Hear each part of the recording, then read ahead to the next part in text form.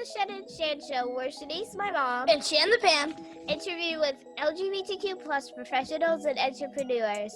So let's get giddy and start the show.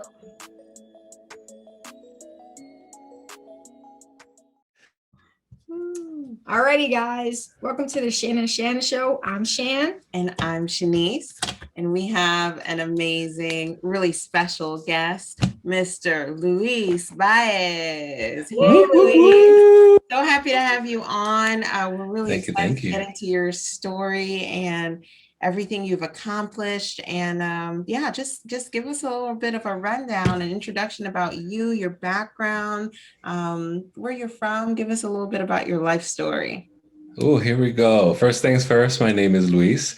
My pronouns are he, him, and for my fellow Spanish speakers, él. And first of all, thank y'all. I just really appreciate that this show exists in the first place. I wish that I knew, that this program existed when I first got started in business, and I'm so thankful that it exists now. So thank you for this stage and this opportunity to share the story. In a nutshell, I am a boy from the South Bronx. I am an openly gay Puerto Rican. I am first generation. I grew up in the P's in the South Bronx forest houses. And I am the first in my family to finish high school, the first to go to college, and now the first to own a business. And I, like most first generation people, went down the roster of what it meant to be successful. You pursue law, you pursue medicine, or you go into business. So I started with medicine. After my first day of college and taking all labs and seeing everyone else outside throwing frisbees and having fun, I felt all the way left out and I dropped all my pre-med courses. So we crossed that off the list. And then I was a sociology major in college and I was really fired up about doing something with all the knowledge that I acquired. So I thought about advocacy and I pursued law school. And I hated that. So we crossed that off the list. So next thing on the list of what it meant to be successful was business and pursuing business. And I ended up in the corporate world really by accident. I had just dropped out of law school.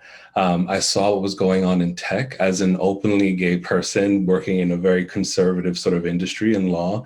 I was looking to just be in a workspace where I could be my whole self and bring my whole self with me. And so I was really attracted to what was going on in tech. I had a friend who was working at WebMD. There was an opening, I applied, and the rest has been history. I ended up making that transition from New York City to Silicon Valley. And once I arrived in California, I ended up being recruited at companies like LinkedIn, Google, Uber, and Tesla. And, for anyone else, that might have been enough, but it wasn't for me. And so I ended up stumbling on entrepreneurship. And that was really born from a place of wanting to, first of all, share all the knowledge that I'd acquired with smaller businesses and with people who were out here to make a difference in the world. But it was also a matter of finding and pivoting another sort of direction for myself, because that promise of being my whole self in my career and advancing in that way, that promise fell short. And so I ended up having to pursue my own ways of climbing a ladder, but instead just kind of sitting at the top of my own.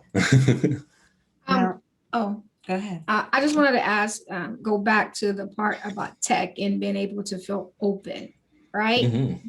What gave you that inkling that tech would be something that would be open to a Puerto Rican gay man? Yeah, absolutely. I think what was happening sort of as far as the industry, there were a lot of tectonic shifts. There was the break from corner offices to open workspaces. There was the break from, being strapped to a desktop computer to having laptops and smartphones and being able to be productive in different environments.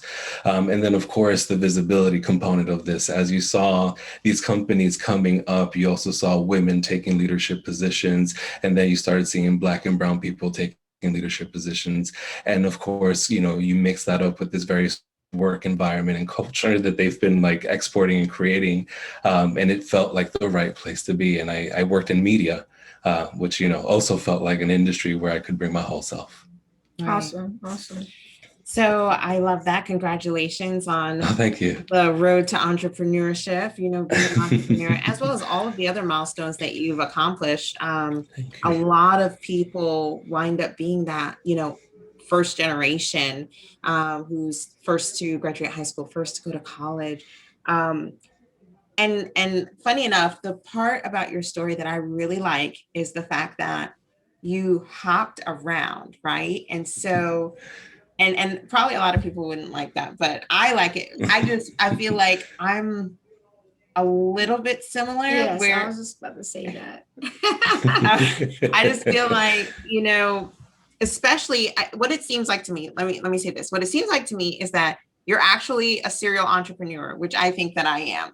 And typically serial entrepreneurs are like craving to find like that thing, like what is it that is going to, help me propel forward? What am I going to be passionate about? What is it? What's my calling, right? Yeah. And so that's what I'm kind of, I guess, seeing in regards to you is you went from pre-med to law school to tech industry, right? Did I miss anything? Yeah. And media, Okay. because media is Yeah. not necessarily tech either. And you're just like, where's my fit? And you said, LinkedIn, Tesla, all those big companies who so many people would love. They that's the dream job, right? That wasn't enough. You needed to be an entrepreneur, and that was the end game. So my question is, number one, did you feel like it was never enough, like those companies, because you're like this first generation that is like doing all these first, and you're just like, no, this can't be it. Like there has to be a bigger, better thing.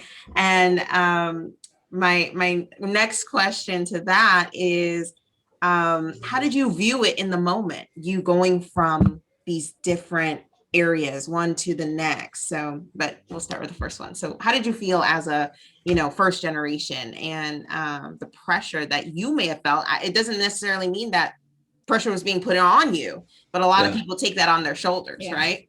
Yeah, no, 100%. I think for me, it was kind of that realization. I think of The Wizard of Oz, and peeking behind the curtain and meeting the wizard and realizing he's just this person, and he's not all that powerful. He's just got like all these contraptions, right? He's not the great wizard. And that's what I felt was my experience when I started working in tech. And for a frame of reference, I entered the industry with this mindset of, whether it was like imposter syndrome or just being, a good student, a good boy, a good Latin boy, a good gay boy, right? I entered the industry with this real sort of like meager mindedness about like, okay, I've got to pay my dues. I've got to work really hard. And I just found myself being surrounded by people that were my equal intellectually and in terms of emotional competency, etc. And that really shifted the way I started to see myself. And it really shifted the way that I showed up against those microaggressions where people tried to diminish my contributions or question my intellect, etc. And I think the real sort of shifting point for me was, you hit it on the nail on the head. It was being first generation, and also coming up from companies where I worked for these bigger brands, but I was part of a startup within these companies, launching a new line of business. And for all intent and purposes, I was an intrapreneur. And I got to a point in my career where I was working for this very big company, and I felt like a cog in the machine. And I felt like I was surrounded by people who were super intelligent and had been with the company for years. And I just didn't see a path to growth or that hyper growth that I'd been used to. Right. I was used to like you put in your time for a year or two and you get bumped up. You put in, you exceed your sales quotas, you get those raises, those bonuses, etc. And I wasn't seeing that. And it left me hungry for more. Yeah. And around that time, I started getting tapped on my shoulder because I'd been speaking at nonprofits and colleges and universities about how to use LinkedIn to build your brand and attract opportunities. And I started to charge for my time because I started to realize, like I get these questions enough. I also get the ask of, me actually going in and optimizing people's profiles and things like that, turn that into a side hustle. And so that started to feed my intellect outside of work, because in this space of running this business, I have a relationship with the client and I'm not politicking for a promotion. I'm already the CEO. right? I'm not climbing the ladder, I'm sitting at the top of it. And I love that. I love that first hit of like, wow, like I can do this. I can command, money and trust for the things that I know and can do naturally. I just kept going at it. And then I started developing the website and putting the word out there. And of course, after that, then people started tapping my shoulder and saying, Luis, like, you've been in this marketing and sales thing for so many years and you went off and started your own thing now. Like, how do I get in the game? And I started to realize all my peers, who are also LGBTQIA and folks who were also Black and brown and women. And, I just started to realize, like, you know what? I don't see enough of us in the industry, in the online business world. And I guess got in, before things kind of blew up before the pandemic, right? And so I started to pivot from being a career coach to being a business coach and a sales coach. And that changed the game for me, because as I started to move up in my career and I started to enter workplaces where I didn't feel safe, I was in a position to walk away from jobs where I wasn't respected, where I didn't feel like my contributions were enough, etc. And I was able to do so on my own terms without compromising my lifestyle, my ability to provide for family and things like that. So this accidental entrepreneurship, side hustling, etc., was the game changer for me, 100%. Yeah. And I love when you said taps, right? Because we've been doing some coaching for the last few months, and those taps that you were getting, a lot of people don't pay attention to those. So how important do you think those taps are to make sure you're focusing when you're getting those type of taps? Or just being open to it. Like, Right. I believe that, a lot of us, whether you believe in whatever, it doesn't matter what you believe in, but I think that the universe, whatever you interpret that to be, does send you messages and signals. It's just a matter of, are you open and listening, or are you closed off and putting walls up and ignoring? So it's for me, I'm just like, we have to be open, and that's a piece of it, right? 100%. And I think for me, there was alignment with those taps. Those taps were people calling on me to do things that actually brought me joy. The one thing that I've always said, if I could do one thing for, my career or for the rest of my life, it would be to teach. And I even thought about pursuing, a public school teacher career. Ultimately, I give all the credit to public school teachers, all the love. I think Luis is my twin. Yeah, I was just about to say. I think Luis is my twin. I'm like, no, dead serious. You're my twin. So recently, Shannon and I, we made the decision. I'm a former teacher as well. Yeah, she taught for 8 years, and as in high school, right? High school, middle school, high school, yeah. And so, I love to teach. So when I worked at Microsoft, I was a teacher. I was a trainer, like this trainer who trained all the employees. And I from I was a little girl, I said I was going to be a teacher. Now we had to make the decision. We decided that one of us should probably go back to work so we can get insurance, but we're not going to go back to work and be miserable. So it needs to be something that, like, we can see ourselves doing. Like, we want to make this job our side thing. Yeah, like, this is to get insurance, right? And it's to also, I call it a corporate sponsor. Right. Yes. Yeah, a corporate sponsor. I need someone to fund my ambitions. Yes, 100%. Yes. I like that. And so it's funny because I said, you know what? The only way I'm going to go teach is if I can teach business finance, financial literacy, whatever the case may be. And that's what I'm doing now. That's what I'm 100%. Doing now. Just fell into my lap. Like, I love it. It's just crazy. And so the more you talk, I'm just like, Luis is my twin. Grew up in New York. When's your birthday? Grew up in New York. My birthday, we're not even April from 7th. This country. When is it? April 7th. Oh. Y'all are the same sign, right? You're both our twins. But anyways, it's just so funny to hear you. And I'm just like, oh my gosh, this is me. This is me. And I'm just like, and there are a lot of people like us out there, serial entrepreneurs, and who love to teach, who love to educate, who love to make an impact in a meaningful way. And I just think it's so powerful. And even Shan bringing up the taps thing, that's something I feel like we just started listening to maybe a year and a half ago. Like it's been tapping us. We've been listening like, okay, we know what you're telling us to do, but we're just going to hold off right now.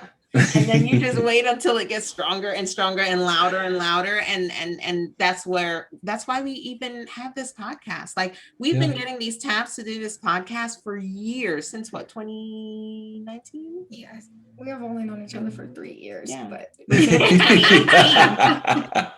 there's still no more. That's more than 1 year. We can still say plural. And those taps, I mean, we didn't get to really give this a go until COVID hit. And, you know, but the taps led us there. We were just like, there's no excuse anymore. Like, it's time to get it done. It's time to do this. This is us. Like, this is part of our serial entrepreneurship. But I pointed that out because you are a business coach. So you're right on, man. Like, just how you're talking, it just highlights why you are a business coach. Just listening to you talk, you're clear, you're easy to understand, and it just seems like, you got it down. So let me ask you this. And this is less about your story and more about business, but how does a business recognize that they need coaching? And what type of businesses? Like, who's your customer? Is it what's the business size? And how does a business recognize that they probably need to get some coaching? Yeah, that's an excellent question. So I typically work with coaches, creators, and consultants. And these are folks who are leveraging their expertise and their experiences, and they're introducing one-on-one coaching or group learning experiences or online learning experiences. And I work with folks who are trying to play the high ticket game, folks who are coming in hot, who deliver that full white glove service and are really trying to up level the way that people experience things in our industry, in the online business world in particular. And so I typically do collaborate with folks who are on their way or have already sort of exceeded that 100K threshold in their business and in their practice. And then we start to up level the way that they show up for their clients, attract clients, produce product and programs, etc. As far as who needs coaching across any industry, as soon as you can afford a coach or a group coaching experience, go get yourself some support. I think the biggest thing, and I'm sure the both of y'all can resonate with this, entrepreneurship, even in tandem with someone or however, it is such a lonely process. You are putting your head down, you're paying in sweat equity, you're putting bread first and getting paid last, right? And so, you have to be surrounded with like-minded people. And you need someone in your corner to just remind you, this is part of the process, right? This is what it means to pay your dues to the process. The strategy this is it. This is how we commit, right? And I often talk about building a business as if I were baking a lasagna. There are so many separate ingredients that you need to prepare. And then you need to layer these ingredients in the pan. And then you've got to leave it in the oven at a specific temperature for a specific amount of time. And if you're the type of person who can't just leave it alone and you need to like open the oven and peek and adjust the temperature, turn it up a little higher because you don't want to wait the 45 minutes or whatever, then you're going to ruin the lasagna. And that's typically what happens in business, is that people get something created, right? They've got all the ingredients in place, but there's this element of either patience that's missing, or there's an aversion. And I typically, on the sales side of business, as I'm coaching and training people in sales, we confront that aversion. We confront that aversion to stepping up, speaking to people, engaging, putting ourselves out there, pitching, etc. Right? And I always say that as soon as you can get someone in your corner, whether you can get one-on-one support or you can jump into someone's group coaching calls and get live, feedback, Q&A, even if you can't get an hour of individualized attention, just visibility, so that you're thinking out loud and processing out loud with someone else who's just 2 steps ahead of you.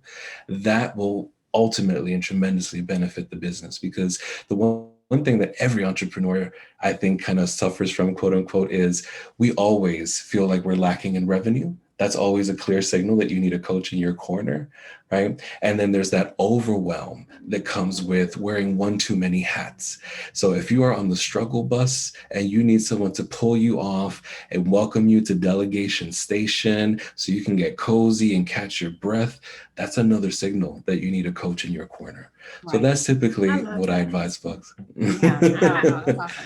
I love it. And a lot of the things you're saying really resonates. And my next question was actually going to be around, this is something that I think I personally struggle with. So as a serial entrepreneurship, I feel like I struggle with clarity. I feel like I have 50 businesses at once.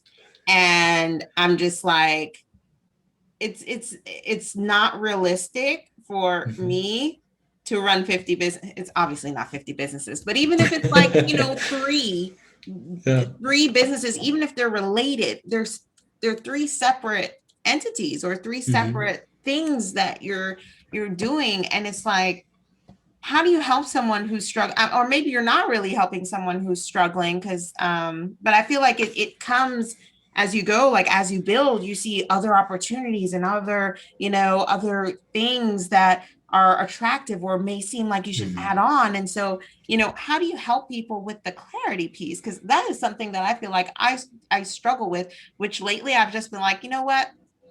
I'm saying bye to everything right now. I'm going to purge and I'm just going to try to recenter and figure out, okay, what's really truly pulling me, because I feel pulled in all directions. Yeah, I think that's just a sign of brilliance, and we have to embrace that. I think that we're often taught to, to look for symptoms and treat things, or, I think we just need to embrace that when you are a multi-passionate person, this is the way that we operate. We have a lot of ideas, we have a lot of love, we have so much ambition for ourselves and for the people around us, and that's not a bad thing. We need to honor that. But then we also need to honor the fact that things happen in sequential order. Right? I think the overwhelm of doing more than one's or pursuing more than one interest or passion comes from trying to do everything at the same time. And you have to really the quickest path to getting something done, right, is total focus, right? To get from point A to B, the fastest is a straight line. And that's the same as with revenue and success and anything else. The quickest way to seek success in one business is to focus and launch and be open to the reiterative process, right? And once you move through that launch for one business, then you move into the other, right? Or if you're going to insist on, doing both of these things at the same time, then I'm going to insist on delegating, right? I'm going to insist on you really setting boundaries around your time, enlisting help so that you're not doing all these things yourself, right? And committing to timelines. That's the other thing, right? The things happen in the amount of time that you allow them to happen. I say this with my clients all the time. Anytime a client is like, well, I want to do something in 60 days. Great. You're going to do it in 30.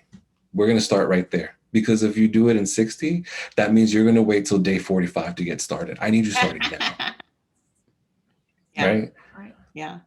That's really important. And I think that the other thing that I really advocate for is an element of lifestyle design with business design. Because I work with people who are typically solopreneurs, or they start on their own with their own practice and expertise and teaching, etc., before they scale and build out a team, right? Like, we have to honor the fact that when you're starting as a team of one or as a business of one, you have to a certain degree, wear several hats at one time, but you can't stay in one zone exclusively.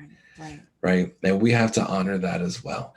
And I always tell folks when they're at this juncture of I need, copy for this sales page or for this website or whatever. And, I just haven't gotten around to writing it because I have all these other things going on. Great.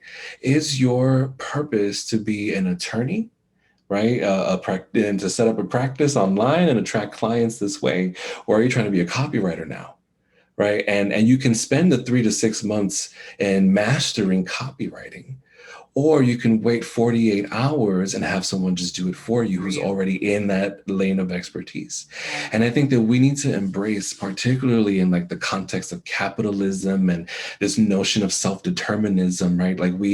But we think of this entrepreneur as like this superhero who does it all and, is capable of so much. And, if you don't sweat it out and bleed it out, you're not, really successful, etc.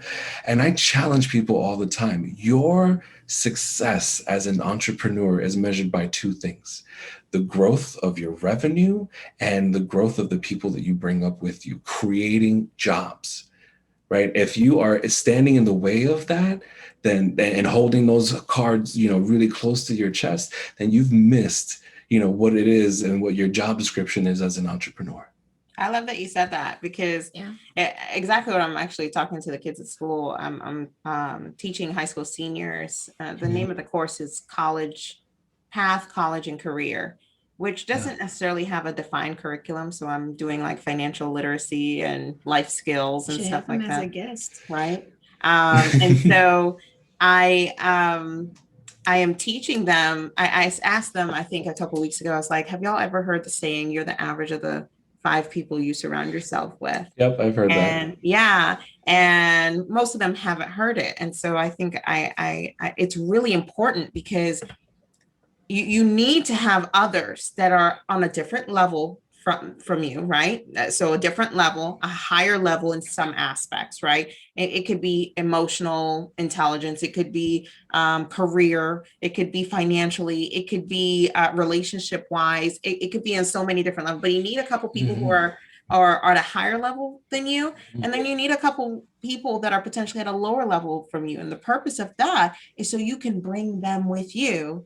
And then the people that are higher than you can bring you with them, and it feeds on. And so when you said that in regards to, business, in regards to where you are, entrepreneurship wise, and feeding that forward in regards to like, okay, I'm going to create jobs. I'm going to hire people to help me and help have that move forward. That's a really important piece that I've never really even thought about before. Yeah. Like, and what are we doing? Right.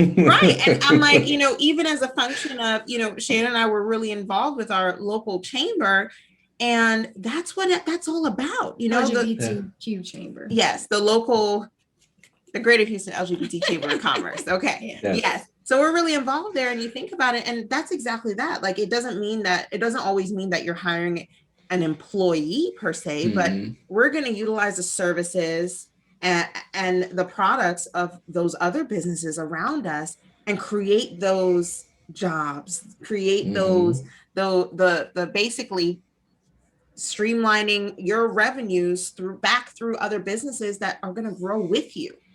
Precisely. That are going to look out for you. So I love that. I haven't really thought about it. So that's awesome. Yeah. I always think about what it means to like reinvest in your communities and reinvest in the places you come from, or the tribes that you relate with, etc. And, it's really important. That's part of the reason I do the work that I do, and, why it is that I specifically, as far as who I reach out to in my business, am always looking to collaborate with women and Black and brown people and LGBTQIA, just all the rest of us that aren't represented. That's a very intentional piece of what I do. And you had asked the question about clarity.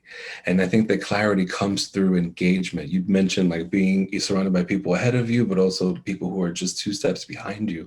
And I think that's where the clarity comes in, from teaching other people, from empowering other people.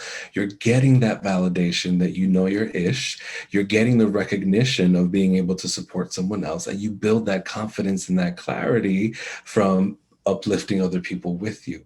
And then those 2 people that are ahead of you that you mentioned, they're going to recognize the work that you're doing, and they're going to do the same and pay it forward and bring you up with them as well. Right. No. Yeah, definitely. Love that. Yeah. So I want to know what his day-to-day look like. Okay. That's fine. Let's talk about it. Okay. So starting from the top of my day, my morning routine. I know that's like a big question mark for a lot of people. I practice this philosophy of paying myself first. I pay myself first with my best energy, my best time, my best focus and creativity. And so in the mornings, I don't touch my phone. Like, I will have the phone nearby. I quickly look to see if there's like a family member or someone that like needed my attention immediately. Otherwise, I put the phone face down. I leave it in the bedroom and I head for the kitchen. I get the coffee brewing. I get my stretch on. I sit down with my coffee and my book. Right now, I'm reading The Young Lords, A Radical History. Really getting to my Nuyorican roots, and just spending some time really reflecting on what it means to empower young people to bring up the next generation with them, right? And that's important to me. That is very important, to have a moment of like stillness with myself, with my thoughts, before they're flooded with requests and ideas and, you should do this, and oh my God, I'm stressed about that, etc.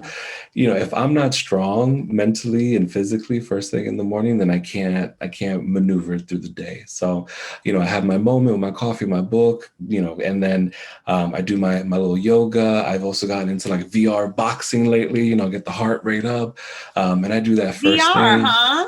Oh yes, I got my brother got me an Oculus 2. Oh, wow. And so I got the VR set. Yeah, it was a very Merry Christmas indeed. I Awesome. would love that. It's fun.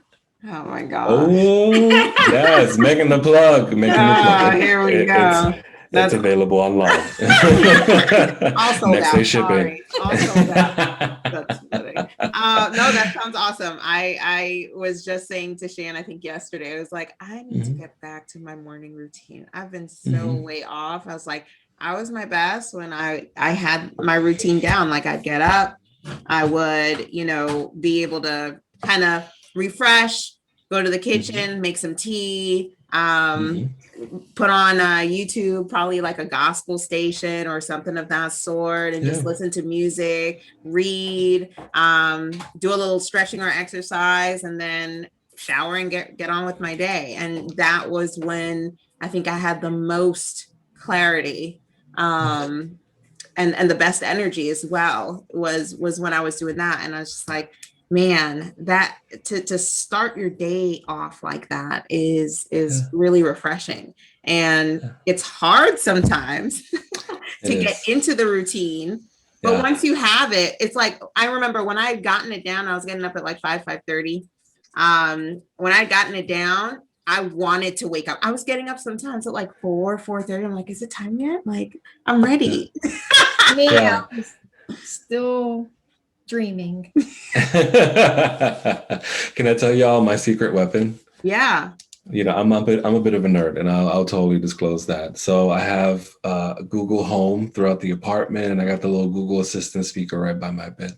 So I say good morning, and it'll spit out, the weather, the day and time, just to remind me where I am. And then it automatically puts my lights on full blast, full brightness. Kitchen lights on full blast, full brightness. So I am like forced to open my eyes, and I do that intentionally. It's like I had to hack myself out of bed, and then I get up and I make the bed. I'm that person who like I don't like perfectly, quaff all the pillows or whatever, but I stack them, I lay out the comforter, and that's it. I have to like punctuate that bedtime is done. And I used to, hear that and read that in like self-improvement and business books or whatever. I'm like, that's crazy. And I'm not here for that. But honestly, it's been the game changer for me. Just that one little hack is, hey, good morning, lights on, and I can't turn back from there. That's awesome. That's amazing. Yeah. I love the hack your way out of bed. Like yes. Yeah. We're not as high tech. I'd like to be one, but we will be. Yeah, eventually. That's awesome though. I think that's a really good way to kind of, you have to backwards engineer anything you're doing or struggling with, right? So it's just like, it's not a no, it's a how. So I don't know what my how was, but somehow I got it going. I don't know if it was just sheer will, or I probably set a million alarms. So, but it's not a no, it's just a how. So it's like, and going to bed earlier, like obvious. That's like an obvious, but sometimes that's hard when you're like set in some type of way to like stay up, or, just be in the middle of all these different things. And so it seems so simple. Yeah, get to bed earlier, and then 11 o'clock is already rolling around. You're like, dang, like that really sucks, Yeah. So, Yeah. Oh, absolutely. I have like an evening routine, and sometimes it is infused with a little bit of cannabis, and that's also, I live in the great state of California, Yeah. and so that's also part of my shutdown routine. And I really try to be like horizontal by 9:30 the latest. Even if I'm laying in bed watching YouTube videos or reading on my book or whatever, just like I'm just trying to be horizontal, because that usually then welcomes the Sandman. I like that. So you have a turn up and turn down every day. Yes. I love Yes. it. Yes, yes, yes. This show is supported by the Empower Team, your queer real estate professionals. Based in the Houston, Texas area, we can help you buy, sell, lease, or invest in Houston real estate. If you're not in the Houston area but want to start or add affordable rental properties to your portfolio, we'd love to help. And if you're looking for homes in your own area, we can still help you find an LGBTQ plus friendly real estate agent, a service we provide for free. Please reach out to us at homes@empowerteamtx.com. That's HOMES at EMPOWERTEAMTX.com. Okay, awesome. So we'll switch gears here and get to know you a little bit more on the personal side. Ooh. Yeah, that's my favorite part of the show. Coming out. I see you lighting up. Yes. Coming out stories. So, Ooh. enlighten us about that. Do you have one? Yeah. What was Yeah. that like if you do? And also, I'd Yeah. like to know, when did you realize that you were, gay? So, I knew from a very young age. I want to say I was 5 years old when I really realized I was just attracted to boys. And my first boy crush. Do y'all remember The Never Ending Story, that 80s movie? And the main character, Atreyu, he had that gorgeous long hair. He would just like ride his horse. That was my boy crush when I was young. Okay, so that's where it all started. He was like living like, Zelda, Legend of Zelda. He had that whole vibe going on. And that was my first movie. Oh, yes, go all the way back. So that was my first boy crush. That's when I realized like, I'm really attracted to boys and men and masculine energy. And at the same time also, I grew up in the South Bronx. I was born in Puerto Rico, raised in the South Bronx, and I grew up in a neighborhood that was predominantly Caribbean, Southern Blacks that had made their way up to New York, West African, West Indian. So it was just this whole sort of like a melting pot of folks, but an undercurrent there was hypermasculinity, right? So I of course. And so, and that's just, and being Puerto Rican in particular, being fed all these notions of, being hyper masculine, what it meant to be a man, and, eat with your pinky up, etc. These signals were fed to me throughout my childhood by everyone in my upbringing. And so as far as, as my awareness, yes, I was aware that I like boys and men, but I really wasn't prepared to do or say anything about it until I was on my own 2 feet. And so it wasn't until I went away to college, thanks to the Posse Foundation, I received a leadership scholarship to go away to school. And I, after my first semester, after, having my little dorm room set up, having my friends and my network and coming out to people on campus, I just felt like, okay, like if the worst thing went down, if like my family really like, kicked me out, shunned me, for being gay, etc. I had a network, I had a safe space, I had somewhere to go, I had a roof over my head. And it just felt like the right time. So my first Christmas coming back from college, first break, I'm home, I'm in the kitchen with my mom, we're preparing the plantains and all the root vegetables and getting everything ready to make pasteles. And of course, I just kind of like seize the moment because it's just us in the apartment. I go, Ma, I got something to tell you. And I'm like really tense. I'm like, so I'm gay. And then she just looks at me and she's like, well, it's about time. Like we all knew. you know, we knew that it had to come from you and on your own terms and on your own time. But I'm so glad it's out in the open. You know, it was like a non-issue, you know, and for my family, I am, you know, my mom says this all the time, I'm like her pride and joy. She would never have imagined, you know, growing up in this small town in Puerto Rico and then, you know, showing up as a single mother in Spanish Harlem, barely knowing English, trying to make her way around, right? She never, and my mother always says this to me. She's like, you know, I always wanted good things for you, but I never really encouraged you to go to college because I couldn't afford it. Like I knew that's what you were capable of and I knew that's what you deserved. But I never like really, you know, pushed it because I didn't want to disappoint you if we couldn't afford it. Right. And so that stays with me. You know, that's like my mom has like always recognized me and has always celebrated that. And so yeah, the coming out story was that I came out over Christmas. And the rest was, you know, kind of history. It took some time for other people in my family to catch up and let go of their traditional, you know, conservative notions of masculinity, etc. I think what honestly really shifted the perception was, number one, for the most part, I am very like cisgendered. I'm not someone that they perceive to be flamboyant, although it's a very different story on a Saturday night pre-pandemic. You know what I'm saying? Like when the bars were lit, you know, that's when the hair would, you know, be let all the way down. But, you know, they just, they saw me as like, you know, sort of conforming to what it meant to be a normal man, quote unquote, their words, right? But then also like stacking successes. Like you can't say nothing to me. I got this high school diploma. Who else? Right. I got this BA. Who else? You know what I mean? Like I got this LLC. Come for me. You know what I mean? So that I think was really a part of what shifted everything. They're like, oh, like he is self-made man, untouchable. You cannot diminish his ambition. Got it. Definitely. Yeah. So I have a question. When you were growing up, did you try to have that hyper masculinity or?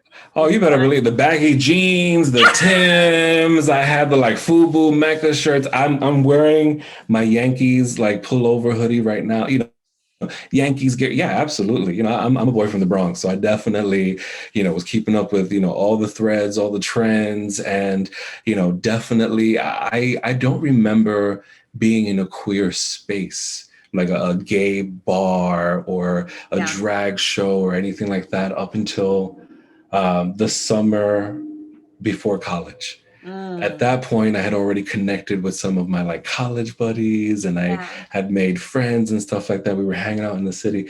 And I remember going to Escuelitas, which was an institution in New York City. It unfortunately doesn't exist anymore, but any Black, brown, Latino, queer, LGBT, like any person in New York City, you know, had that experience of walking through the doors of Escuelitas. It's where I had my first kiss, my first Vogue battle, my first drag show. Like this was the place where like that identity was formed and my confidence and connecting with the community. And like that came from any of that. I feel behind. Louise, I feel behind. I'm at a Vogue battle. I want to see Shan. Oh my God.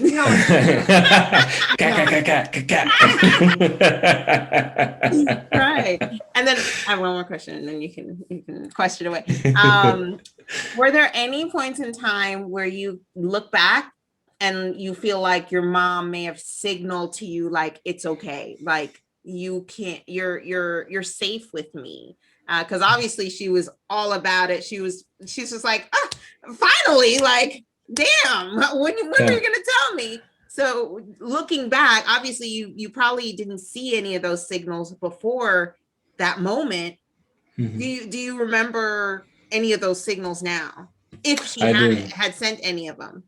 100%. I say that my mom is my Buddha. You know, she is the person who like really has opened and enlightened me and centered me. And she's someone that always like advocated for me and celebrated me. I was a very weird kid. I was a total nerd. You know, I was also that like chubby, shy kid in the corner. I mean, you name it. I had all these things stacked against me. But she you know, celebrated that, made space for that, you know, defended me against other people that, you know, that questioned me or whatever. She just let me just be myself and develop on my own. and she really protected that. So yeah, 100% there were signals. But of course, when you're a teenager and, you're thinking about coming out, you're not like reading other people. You're just like hyper focused on like me, my safety, and what does this mean? And, just coming out, like, will that destroy my opportunities, right? Like, here I am off to college, first in my family. I've got this amazing like opportunity. Will that be taken away from me for coming out, right? So yeah, I wasn't seeing the signals then, but I see them now, or I can reflect on them, and I'm so thankful for them. Yeah, definitely. So this is a question that just popped up in my head, and Shanice, you can correct me if I'm wrong, but I feel like everyone we've had on the show have had some type of support from their family. Do you think, and we're all either business professionals or entrepreneurs, is that one guess I can think of, but do you think too, but do you think it's more likely for someone in the LGBTQ plus community to be successful if they have support of their family or if they don't? And I know it's probably like we should know yes, but I'm just trying to, it's just running through my head because I would like to get more people on the show that did not have that support, Yeah, I have a lot of folks. I would say that whether it's biological family or chosen family, I don't think that any of us can thrive on our own truly, right? We need some kind of connectedness. We need to be seen and understood and heard, and we need to feel safe in order for us to really spread our wings and thrive and like really put ourselves out there, right? Like if that act of showing up as our whole selves were constantly diminished or dismissed, then we would stop trying to do that, right? I have lots of friends, unfortunately, it's not the everyday story that like someone comes out and their family celebrates who they are and welcomes them and makes total space for that, right? I have a lot of friends who were kicked out of their homes and they ended up, moving to bigger cities and being connected with the community and being a part of a house, finding a mother, etc., and figuring out their way through this world. But it didn't happen alone. And I don't think it can, right? I think that for us to be successful in whatever way, whether it's, the professional realm, the creative realm, etc., whatever success means for us and whatever fulfillment means for us, we need someone or a crowd of people applauding us as we go. It's really important to our nurturing, 100%. Yeah. So anybody that's out here listening to that, again, I think we've said this before, it's very important that you get connected with the community. Find you that family that can help boost you and push you forward in life. And I'm a huge believer in that, exactly what you said. A lot of us have chosen family, and I would encourage everyone to, whether they have blood family or not, to go out and choose your family as well. Your circle is super important. We always talk about that. Your circle is super important. So if you don't have one, go find one. Get in those social spaces. Right now, there are tons of social spaces, even online. And as things open back up after this pandemic, get yourself out there. I see for you, Luis, you found that circle at college. Me, I found that circle, I feel like through like the taps from the universe. So for example, when I moved to Texas, I moved for work. So I started with Microsoft, and then I moved over to HP. And you know what? I had some people at Microsoft, and then I had some people at HP, but I didn't have a full circle, I would say. No one that I would say, well, just a couple of people I would say I was close to. But I had to go out and seek it. I had to go find my circle. And that's when I literally stumbled upon the LGBTQ plus business community here in Houston. And that's where a lot of our circle is coming from. That's where I met Shan. And so, I think it's really important to seek that out. When I first came to Houston, I was on Meetup, and Meetup had a bunch of meetups for people new to Houston, people, young professionals new to Houston, stuff like that. And I'm still friends with a couple of people that I've met from there, but I would say the majority of my circle now consists of the LGBTQ plus community. And yeah, I had to seek that out. I had to find it, get involved, and just be open and be consistent as well. Don't go to one event or one thing and think it's it. Like, relationships take time, so that's we have an expression, lo que no se exhibe no se vende, meaning if you don't show it off, it never gets sold, right? And so if nobody knows you around, they're not gonna pick up what you put down. Right. No, 100%. No, I love that. Now, Luis, what are your relationships like now? It could be with family. Are you in a relationship? I already see Shen's face lighting up. You ready for this tea? I got my mug right here. You ready for it? I'm about to spill. I just loved your pre question. Do you remember what you put? I was like, bring it up twice. My relationships now, family, we're good. My family and I are on good terms. I speak to everyone. It's all love. And I think, for them, no one would have ever imagined that I'd be out here living in California, doing the thing. So, they're just happy to, be along for the ride and live vicariously through me, so to speak. And I'm happy to, welcome them when they come on and visit. As far as my friendships, I feel like with age, my circle becomes a little tighter. And that is really about, as you go through life, beyond the like drinking buddies and, breakup, buddies or whatever, when things get really real, right? When we talk about family members going to hospitals, when we talk about, having the rug pulled out from under your feet because life just happens that way, the people that show up and hold space, offer themselves, etc. Those are the people that I bring in with me, and so my circle of friends are super, super tight. My people are ride or die. I don't do superficial relationships. I just don't. I just really don't. I don't have time. I could barely remember my own birthday. Then I got to remember yours. And then I got to celebrate your kids and your engagements and all these things. You know what I mean? I got to really love you. I got to really love you to put in the effort. Right? And then as far as my personal, life and my romantic relationships, I am presently single. And so I have been single for 2 years now. I was in a partnership for 10 years. And he is amazing. He's still a part of my life. We're still friends.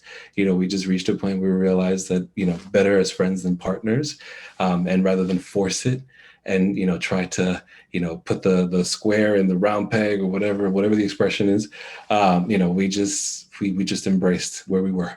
And so I've been out here for the last 2 years. And I have to say it's been eye-opening, because the last time I was single was pre-apps, right? So before the grinder, the scruff, and everything else in between, the boys are up to these days.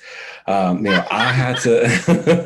had to go to a bar and show face and look people in the eye and introduce myself and put myself out there to make connections, right?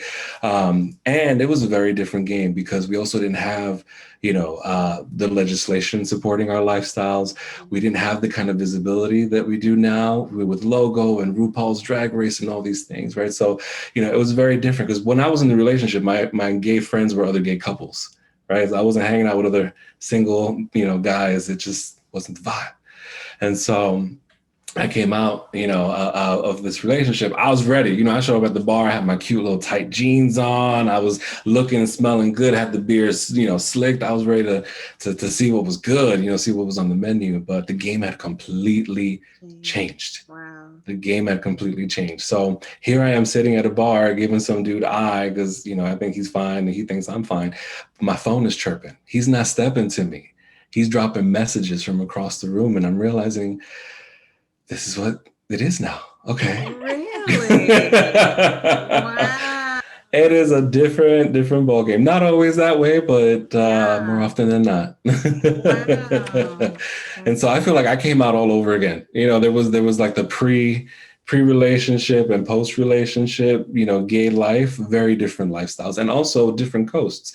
The last time I was single, I was on the East Coast in New York City, And now I'm on the West Coast, and it's a totally different ball game on so many levels. So yeah, I've been out here. I am more than anything just looking to make connections. It's been really fun. I've been out cycling with guys, running with guys, connecting with the community. So when we talked about like, you know, what does it mean to like show up in a place where you don't know anyone and be connected to the community? It's been through these apps. You know, a lot of the times, yes, the apps, you get these solicitations for really fun, you know, evening activities. But then every now and then, or daytime, doesn't matter what time of the day. But, you know, every now and then you connect with dudes who are just out here to make friends and just looking to get outside of their place and, you know, get into, you know, working out, running, biking, whatever it might be. So that's what it's been like now. It's sort of expanding my gay circle slowly but surely in this pandemic. So are you single and chilling, or are you single and ready to mingle? Oh, I'm always ready to mingle with anything that if you are tall, handsome, you own property, if you speak in complete sentences and know how to use punctuation marks, let's talk. You know what I mean? Like that's the level that we're on right now. I have to be very specific about what we are out here for. Right? Okay. I love it. Long distance or no long distance? You know what? I surprise me. You know what? If someone wants to whisk me away to another city or another country, I'm here for it. Let it unfold. I'm here for the adventure. We are in the day and age where everything is digital. So I think, you know, anything's possible. So do you like it? And do you see yourself staying in California? Or are you open to going back in the Northeast or the South? Or, you know, we're down here in Texas. Yeah, everyone's leaving California for Texas right now. So, you know, that's not outside of the, you know, realm of consideration. I think I'm open to whichever way the wind blows. I never expected to be here in the first place. Like California was not like this childhood dream of mine. I visited San Francisco in my mid-20s. You know, and I'd always heard of San Francisco as being like, you know, the place to be as a gay man in America. You've got to experience being in San Francisco at least once in your life. And so that was always my context for it, right? And I visited my best friends from the Bay. She was born and raised here, invited me home one, you know, weekend or holiday weekend. And I went home with her to San Francisco, fell in love. I fell in love. And after that, I made every effort to move out here. And I just happened to be in the right industry, working in media and working in tech, and making those transitions were, you know, very probable for me. So I pursued it. And I moved to the Bay without having visited anywhere else in California. It was after I got here that I explored the rest of the state. And I've got to say, I made the right decision for myself. Awesome. Love California, but we'll see which way the wind blows.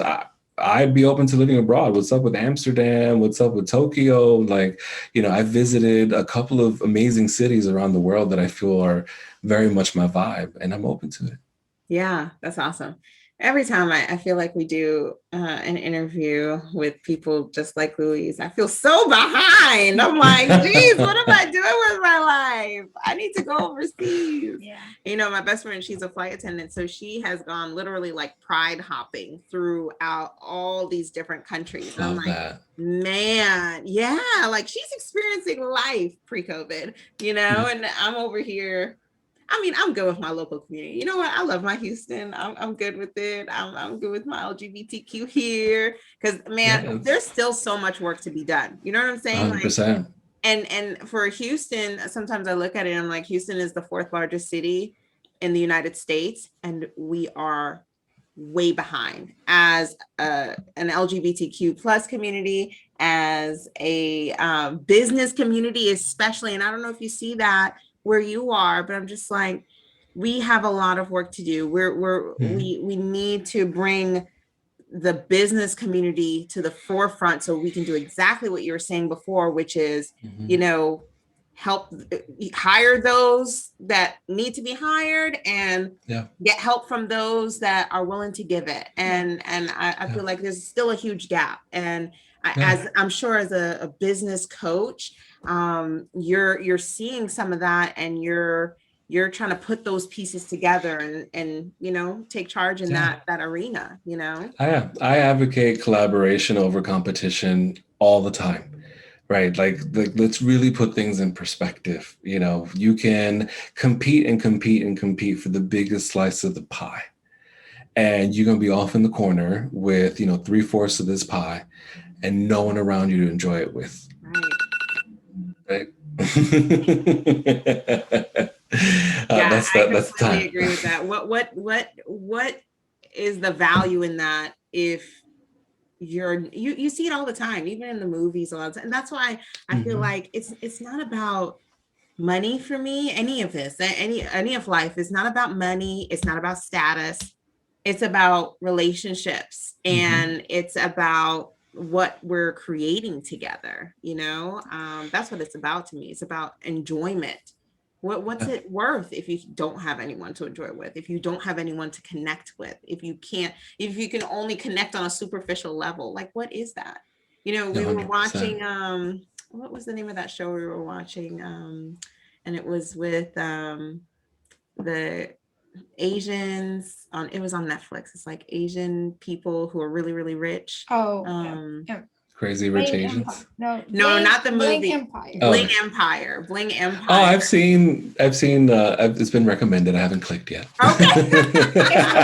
It's cool. I liked watching it. And you know, you see some of these people with all the money, all the status, and they're miserable, you know, not all of them, but the ones that are, you know, you see like one of the characters on the show, all she wants to do is to flash her status in front of everybody. And it's just like, you're dying inside.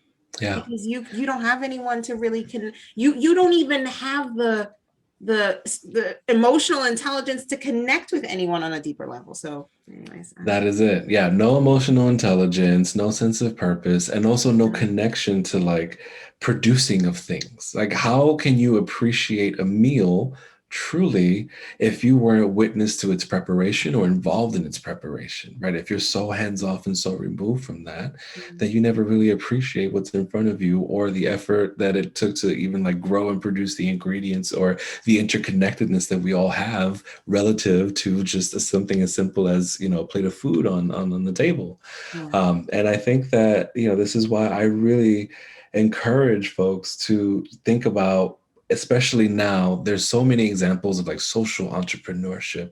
There are so many examples of there is a way to live a fulfilling life personally, have what you need financially, and continue to, you know, invest and pass on inheritances to future generations, etc., while still uplifting and empowering other people. Agreed. Right, there are enough examples of that already. And we are, I think, getting to a place now, especially in the realm of solopreneurship, where we're normalizing these conversations of like, one for me, one for you. Yeah. Definitely. So we're going to move on to our wrap-up question. It's kind of our little fire round. So Here we go. I wanted to ask him, I know he kind of talked about his clientele that he works with. What is your ideal customer? Because I really want to get people, because I feel like you are amazing. Just you come off so clear and so positive. And so I just want people out there to know, especially if they're part of the LGBTQ community, how could they know if they're your customer or not? I think first things first, if you feel a real urge to do or create something for the sake of helping or empowering someone else, we're already aligned. And if you're open to doing that level of empowerment and engaging in educating people, teaching, flexing what you know, teaching what you've learned, you know, moving in that way, you're definitely my person. So I typically work with folks who are, say, for example, attorneys, psychologists, folks that are credentialed in a very specific practice and want to go off and practice on their own. I also work with folks who move into the realm of coaching and online training who may have started, let's say, in the corporate world. And because of a life circumstance or a different aspiration, meaning they may have had children, so when the family became disabled, workplace discrimination has got them thinking twice about whether they want to be in the corporate space anymore. How do we then take all that experience and all those credentials and start packaging them in a way that allows you to help other companies or other organizations, right? So those are my people who are out here to do the work, who are up here to up level what customer experiences look like, people who are here to serve and who are really fulfilled by purpose as much as cash. I'm not here to sugarcoat it, right? Like, we are here to talk business, and revenue is definitely a component of that, but we're not compromising how to make good money while doing good work. We're finding that harmony. And so those are the folks that I typically work with, and I help with everything from finding that clarity to, what is my business? What do I stand for? How do I communicate this to the world? To what does it mean to package my expertise, whether I'm putting together a one-on-one service or an online program or a group coaching experience? How do we narrow that down, price it, deliver it, and then how do we start to operationalize? What are the tools and the things that I need in the background to fulfill on my promise, And then, of course, there's this core component of what I do is around skill development, that self-advocacy, showing up for your business, showing up for your customers, speaking up and pitching, etc. Right? I also do sales training, and I help people, whether they are a solopreneur or whether they're growing their business and making their first hires. I'll help train up to their first 10 people. Amazing. That's awesome. Mm-hmm. All righty. You can ready kick for us off. these wrap-up Oh, here we go. questions? Yeah, let's go. All Let's go. righty. What would you say is your best money habit? Pay myself first. So you mean pay yourself first with time and money when you said that earlier, huh? Yeah, absolutely. Yeah, I pay myself first. And I mean, I'm not just talking about savings, right? I'm not just talking about the rainy day fund. I'm also talking about what do I need? Do I need equipment? I recently invested in a standing desk for my back, and I got me a chiropractor, right? So those are examples of what it means to pay yourself first, I think, investing in yourself. Awesome. Where do you find your motivation? Oh, from my mom. My mom is my Buddha. I said that before. And she'll be the one to kind of give me that swift kick in the behind when I'm I want to call out today, please. That's awesome. All righty. What advice would you give to someone in the LGBTQ plus community that would like to advance in their career or level up in their business? Reach out. I think the biggest challenge is whenever ambitious people are sitting there wondering, how does it happen? Or could it ever happen to me? The answer is absolutely yes. And the how comes through engagement. Reach out to people on LinkedIn, hit them up on DM, on Instagram, whatever your poison is, just reach out to people. You'd be surprised.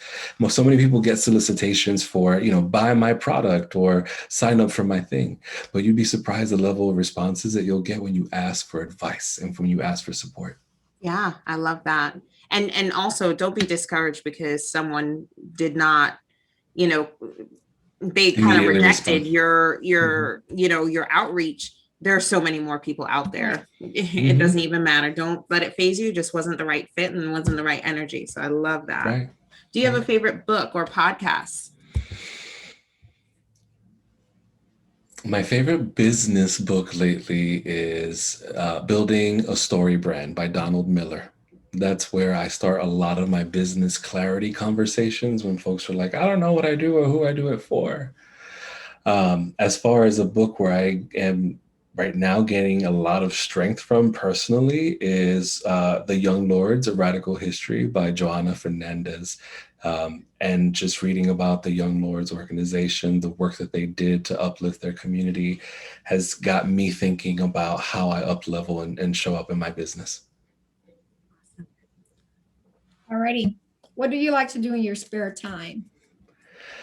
Lately, I've been geeking out on VR, whether it's like rock climbing, boxing, or getting my little like dance on, trying to just get the heart rate up. Outside of that, I live in California, so I've got access to just a lot of outdoors, good views, fresh air. So, especially in light of the pandemic and everything happening over Zoom, I look for every excuse to be far away from my laptop, leave it home. Oops, the Wi-Fi went out, whatever. Like, get me out to these trees, this river, that mountain, just get me out there. Yeah, that's amazing. Now, Luis, tell our audience how they can get in touch with you. I would say social media, but I feel like if you get distracted by the puppy pictures and all the other things that are going on, you won't really pay attention to what I got to say. So I would say head on over to luisbaez.com. That's where you'll find me and what you can find out what it is that I'm up to these days. Awesome. I love it. Well, It's a wrap, man. And we want to really thank you for being on our show. We really enjoyed you.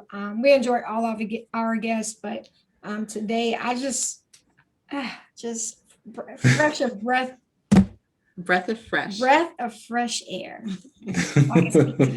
No, we really appreciate you. I think this has been amazing, digging into your life, your career, your business. I mean, it's just really enlightening. I know that we could probably do a 3-hour podcast just on you alone.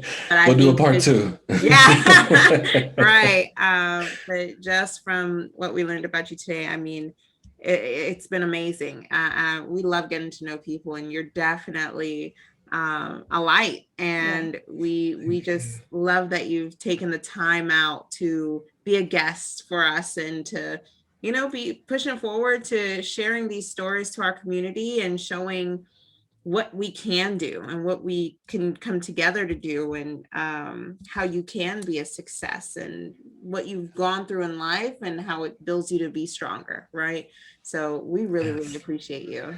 Thank you. Thank you so much for the work that y'all are doing, for this show, for this space, for allowing me to show up as my whole self and lay it all bare. I still got a little bit of tea left in this mug, but we'll save that for the next chat. But I really appreciate y'all so much. This has just been, it just feels like being at home. And I can't thank you enough for that. Thank you. Thank you.